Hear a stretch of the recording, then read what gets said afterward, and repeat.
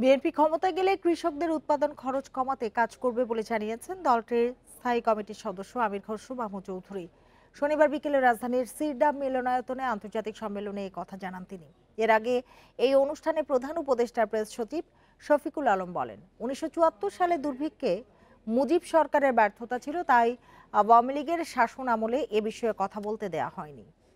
বিজলি কেবলসের skin coated insulation আগুন প্রতিরোধী। বিজলি cables, নিরাপদ আজীবন।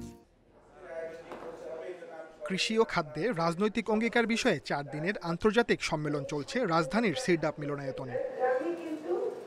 কৃষি সাংবাদিক ফোরামের আয়োজনে সম্মেলনের তৃতীয় দিন শনিবার আলোচনায় অংশ নিয়ে প্রধান উপদেষ্টার প্রেস সচিব শফিকুল আলম 1974 সালের দুর্ভিক্ষের কথা তুলে ধরেন।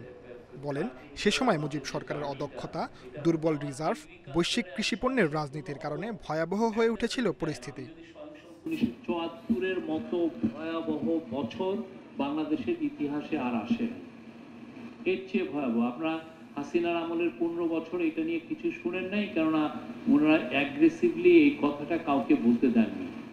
কেউ কেউ দুই একটা লেখার চেষ্টা করেছে, কিন্তু ভয়ে লিখতে পারেননি। সম্মেলনে বিএনপির স্থায়ী কমিটির সদস্য আমির খসরু মাহমুদ চৌধুরী বলেন, উন্নত দেশগুলো থেকে ধারণা নিয়ে স্মার্ট কৃষি ব্যবস্থা গড়ে তুলতে হবে। এ সময় কৃষি নিয়ে বিএনপির পরিকল্পনার কথাও জানান তিনি। আপনি আসল জায়গায় যদি প্রোডাক্টিভিটির মাধ্যমে, সাপোর্টের মাধ্যমে পণ্যের দাম কম রাখতে পারেন, ইন্টিগ্রেট করতে পারেন মার্কেটের সাথে, দেন সবাই বেনিফিটেড, খালি কৃষক না, কৃষক থেকে শুরু করে কনজিউমার পর্যন্ত, ক্রেতা পর্যন্ত সবাই লাভবান।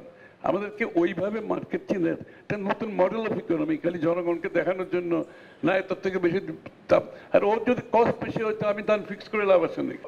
কৃষিতে উন্নতির জন্য সরকারের পাশাপাশি সংশ্লিষ্ট সবাইকে সমন্বিতভাবে কাজ করার আহ্বান জানান তিনি। Sajjad Hossain, independent news, Dhaka.